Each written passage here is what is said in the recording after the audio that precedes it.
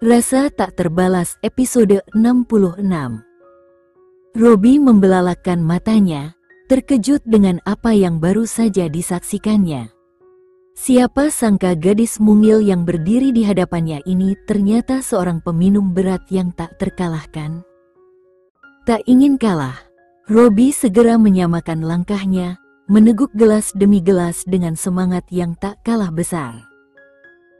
Namun, ketika gelas ke-19 akhirnya tandas, dia memegang lehernya, berusaha meredakan rasa terbakar yang melanda tenggorokannya. Ya Tuhan, cukup sudah. Jangan lagi, gumamnya dengan suara serak.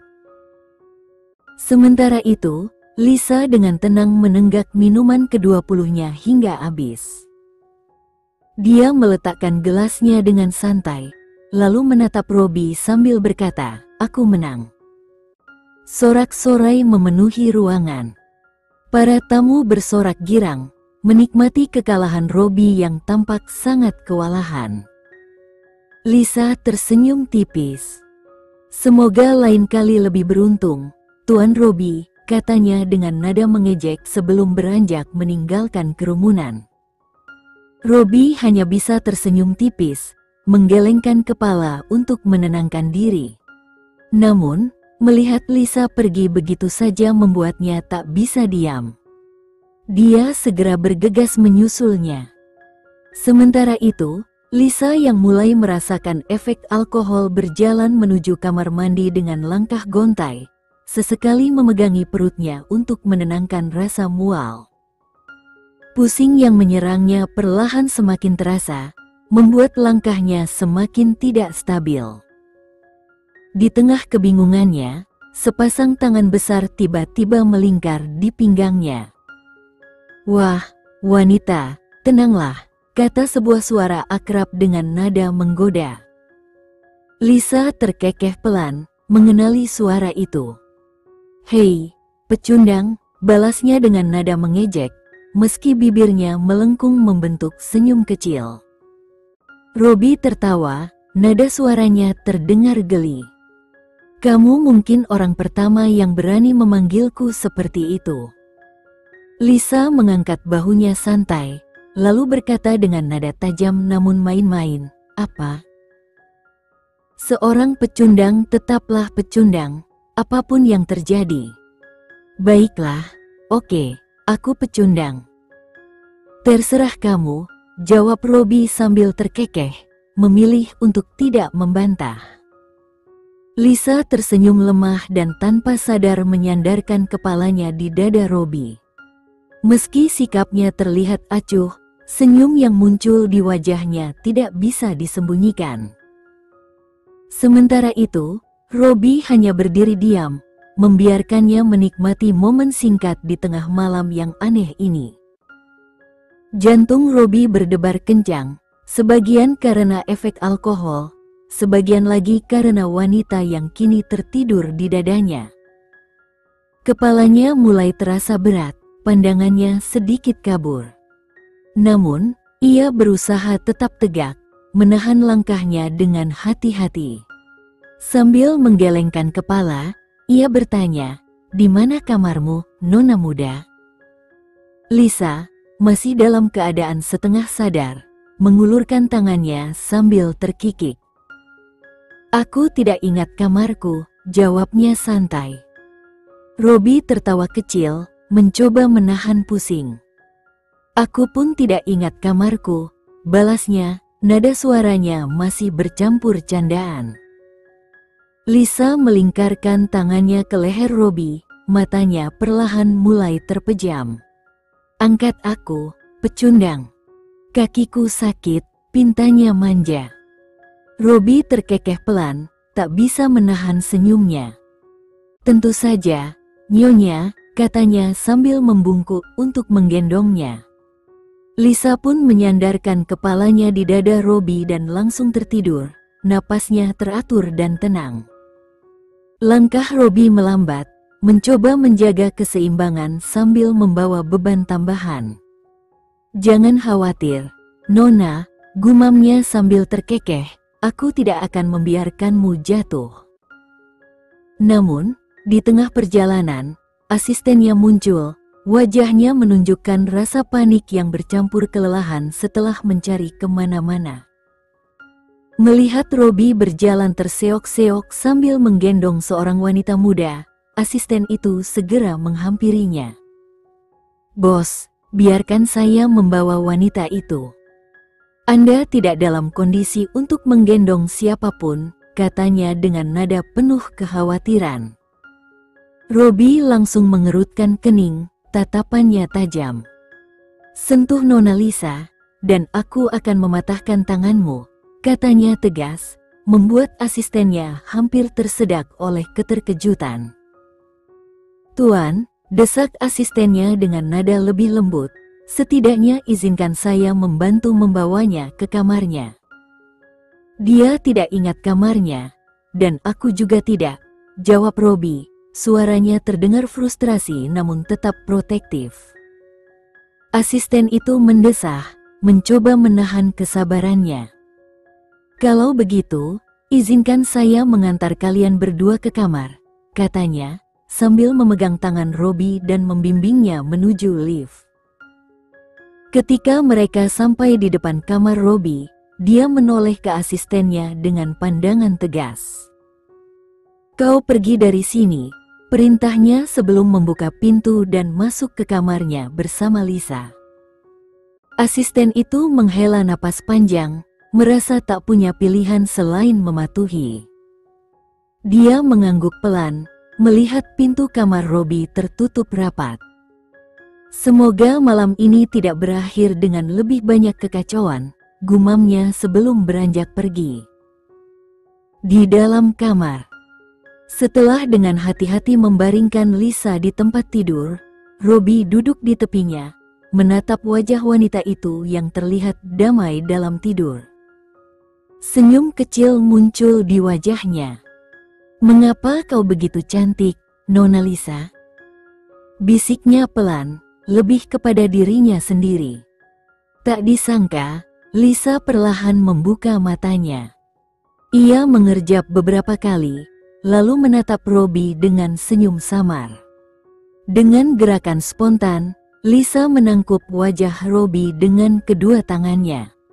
"Dan kenapa kau begitu tampan, Tuan Robi?" ucapnya, suara lembutnya terdengar sedikit serak. Robi terdiam, tak mampu berkata-kata.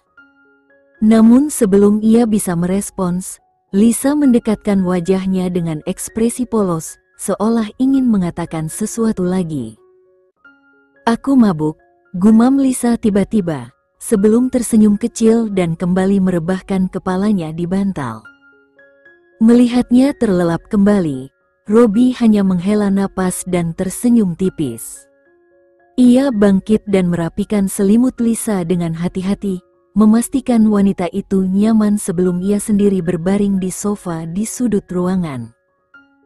Keesokan paginya, sinar matahari yang masuk melalui jendela membangunkan Robi. Ia menggeliat sebentar di sofa, lalu segera menoleh ke tempat tidur. Hatinya sedikit terguncang ketika menyadari bahwa Lisa tidak ada di sana. "Nona Lisa," panggilnya sambil bangkit dan mendekati tempat tidur. Namun, tidak ada jawaban. Kerutan muncul di dahi Robi. Ia mengamati kamar dengan seksama, berharap menemukan tanda-tanda keberadaan Lisa. Ketika pandangannya tertuju pada spray yang tampak berantakan, pikirannya mulai dipenuhi berbagai kemungkinan. Setelah memastikan bahwa Lisa tidak ada dimanapun, Robi segera meraih ponselnya dan menelepon asistennya. "Cari tahu siapa wanita itu," perintahnya tegas. "Aku ingin semua detailnya dalam 20 menit. Tanpa menunggu jawaban, Robi menutup telepon dan melemparkannya ke tempat tidur dengan frustrasi. Ia duduk di tepi ranjang, pandangannya kosong sambil menghela napas berat.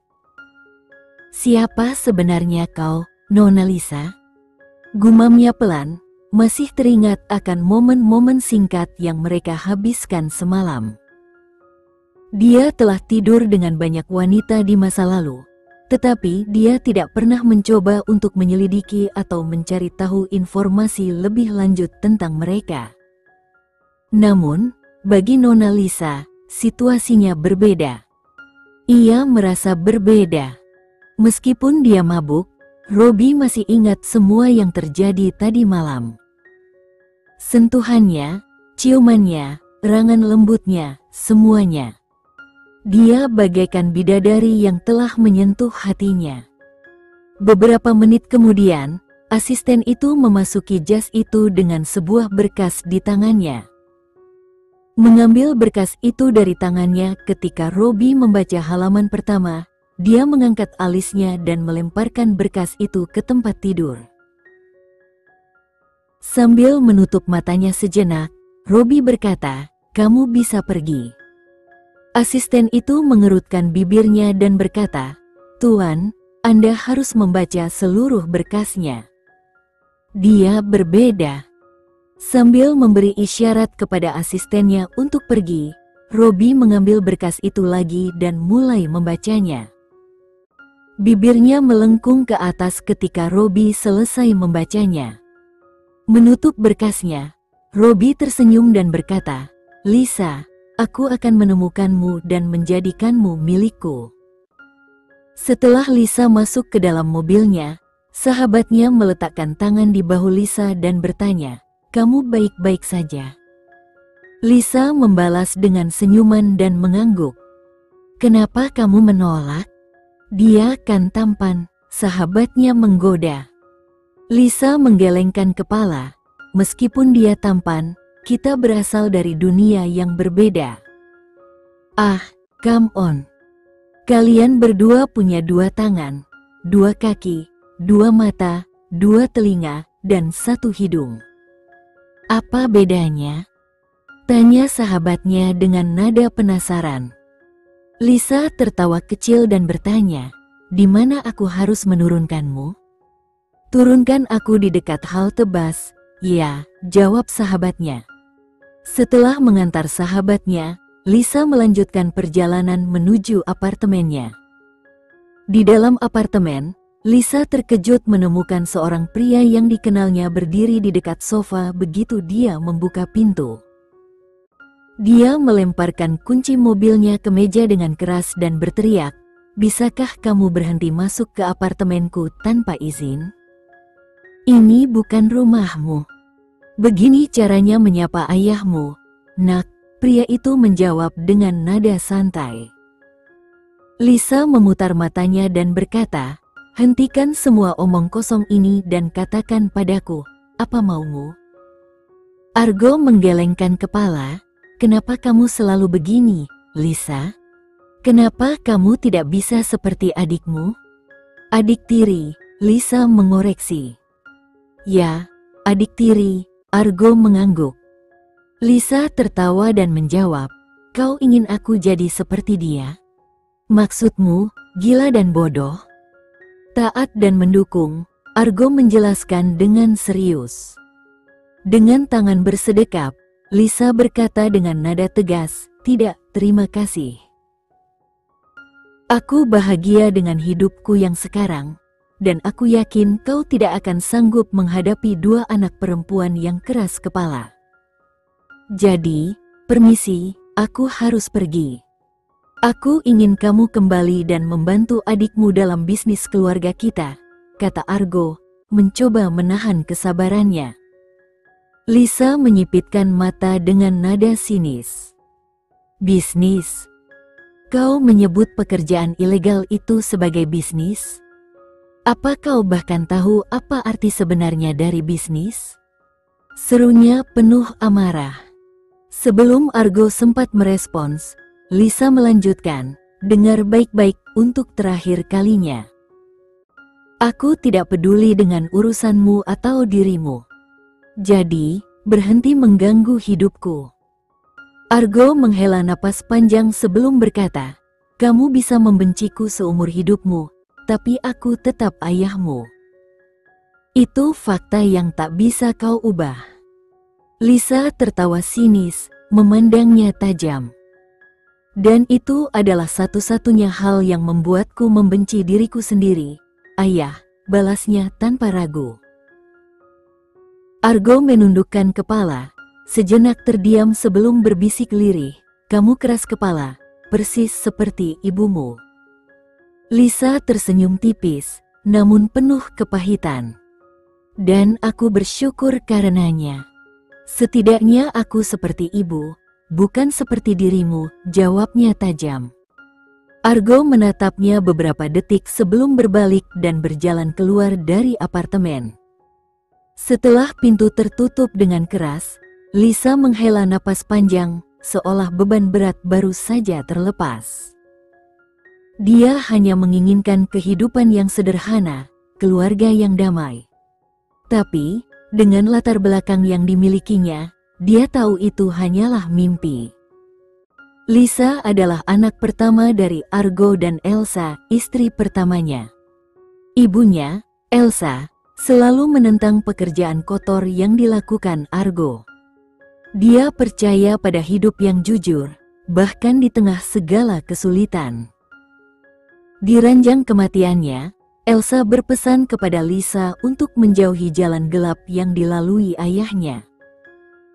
Ia ingin putrinya menjalani hidup yang tenang, berjuang dengan kerja keras seperti yang pernah ia lakukan sebelum bertemu Argo. Namun, beberapa hari setelah Elsa meninggal, Argo menunjukkan sisi lain dirinya.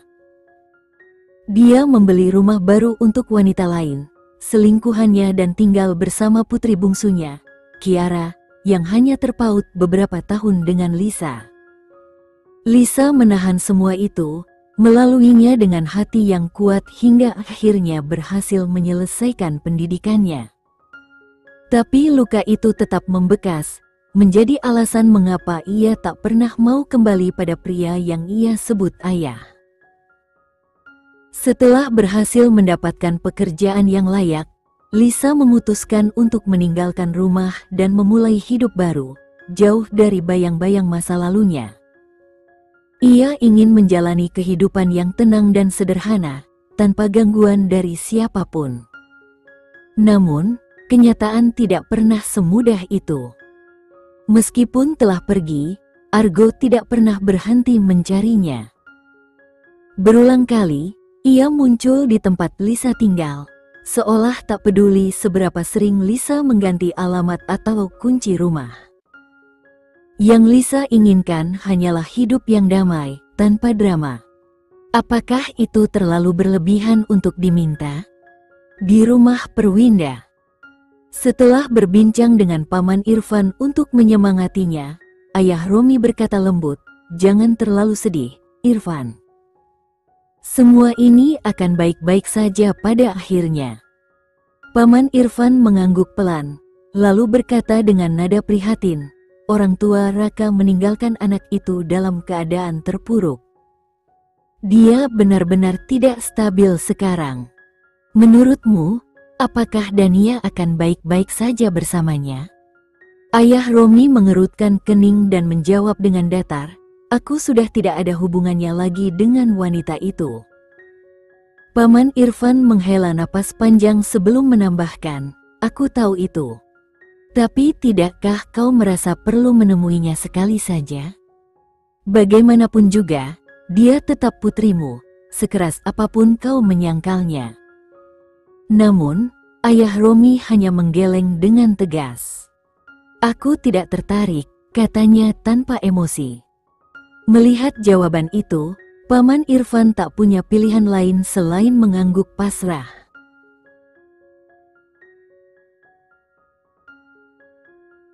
Sekian dulu ya video kali ini, kita lanjutkan lagi videonya di lain waktu. Oh iya, bagaimana menurut kalian? Semoga bisa sedikit menghibur kalian semua. Untuk teman-teman yang baru nonton, jangan lupa subscribe ya, hehehe. Dan kalau teman-teman ada yang ingin gabung langganan, bisa langsung gabung saja untuk dapat fitur yang menarik dan sedikit membantu Mimin. Terima kasih banyak sudah menonton, sampai jumpa lagi, bye.